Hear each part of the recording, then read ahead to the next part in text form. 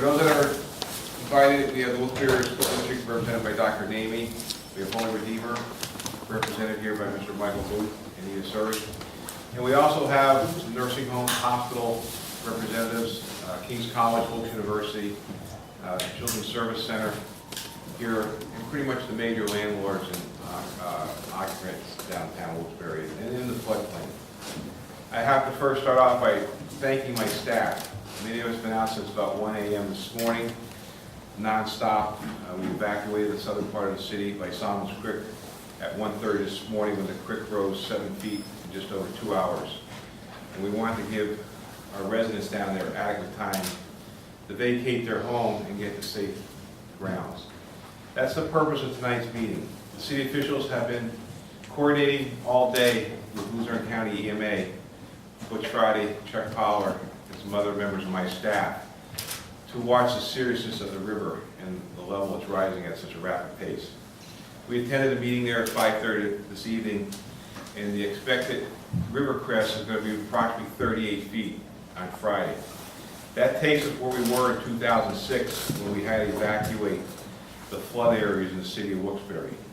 We were looking at being faced with the same situation here tomorrow afternoon into Friday morning. It's been a very stressful day, but I have to say we've had nothing but cooperation, working with our school district, working with our county EMA, our county, our state officials. I've been in contact with some people in Harrisburg to let them know what has transpired. We also have 3 council members in attendance tonight: Councilman McNamara, Bill Barrett, and Tony Thomas. My administration has been directly involved with the response and the course of the storm over the last 36 hours. The city has developed an emergency response plan according to NIMS standards and is prepared to activate it at a moment's notice. NIMS is a National Incident Management System. It's the city's emergency plan that we have in place in case of a storm. This is my 7th flooding incident under my administration. You can never prepare enough for this, but I can tell you we've been prepared for Hurricane Irene just about 10 days ago, and now the storm we're faced with. The creeks, the roads, and the river will be closely monitored by regular patrols and via our camera system. The Solomon Creek channel walls will remain closed until further notice. They were closed this morning, approximately 12:30, when we evacuated that part of the city. The Brookside walls are being constructed shortly, and the Weir Street pump station has been running since this morning. The Market Street Bridge and the walls along the Riverfront Park are being constructed now as of 8 p.m. The Wilkes-Barre Area School District and Holy Redeemer has postponed school tomorrow. The river is expected, as I indicated, to crest sometime between 10 p.m. tomorrow evening, Thursday, and 2 a.m. Friday morning. If an evacuation of flood zones become necessary, residents will have plenty of time to evacuate for their safety. I'm asking all of our city residents, our visitors, our business community, to take our evacuation notice very serious. We plan on implementing this plan after we have contact with the Luzerne County EMA, and we are prepared to evacuate when necessary tomorrow.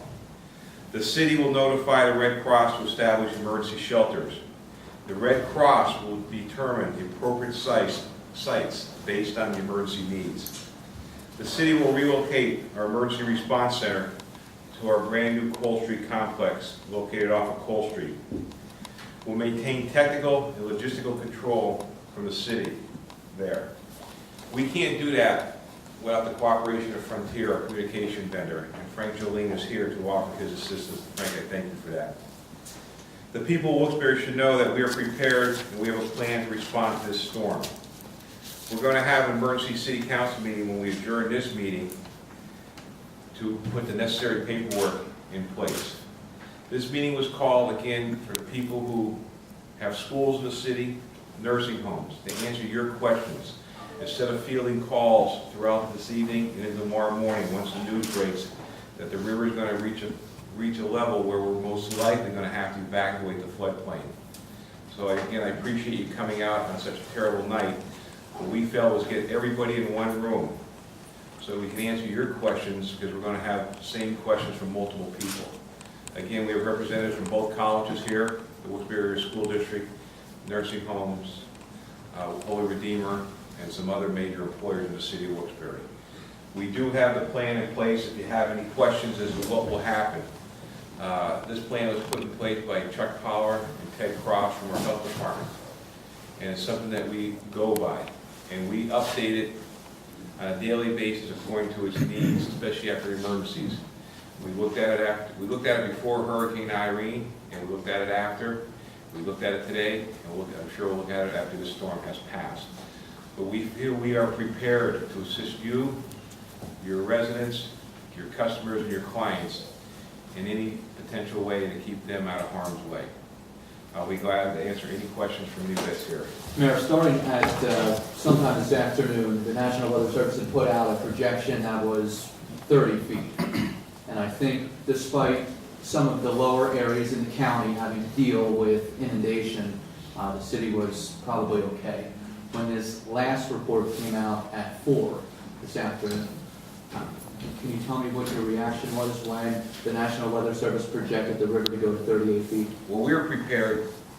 We've been prepared since 2006 when we had to evacuate the city. And just know what happened this morning.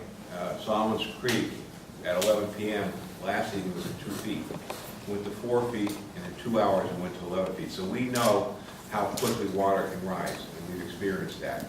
Were we surprised? No, but I will tell you we were definitely a little bit shocked because, again, we were relying on that 30-foot crest. And to get that information later, that's a big difference. And, that's going to affect the low-lying areas outside of Wilkes-Barre, but ultimately when that river goes up, that affects the creeks that run through the city of Wilkes-Barre. I'm sorry, just one last question. So right now, we're waiting on a 10 o'clock bulletin from the National Weather Service. That's correct. It has kind of tapered off for now, but it's been raining most of the evening.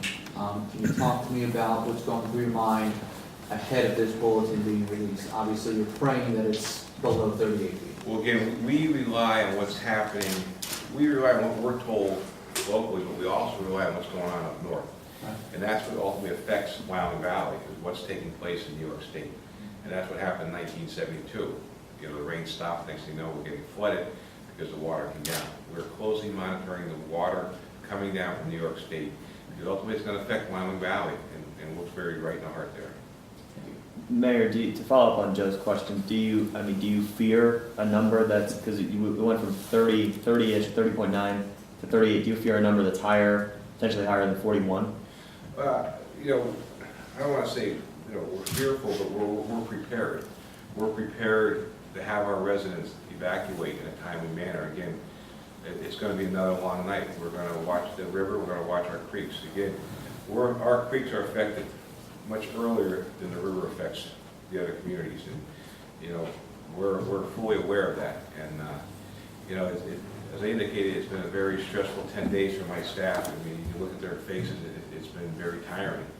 And, we're prepared to, fight this fight. And, if the worst case scenario does happen, I will tell you the residents and our visitors should feel safe, that we're prepared to address them and getting them out in a safe way. Is there a time frame, if this stays at the 38 projection through the 9 inches tomorrow morning, do you have a time tomorrow when you might call for an evacuation? Well, again, that'll be an hour-by-hour evaluation. Again, John, we're going to be looking at the creeks. We have 4 that come through the city of Wilkes-Barre.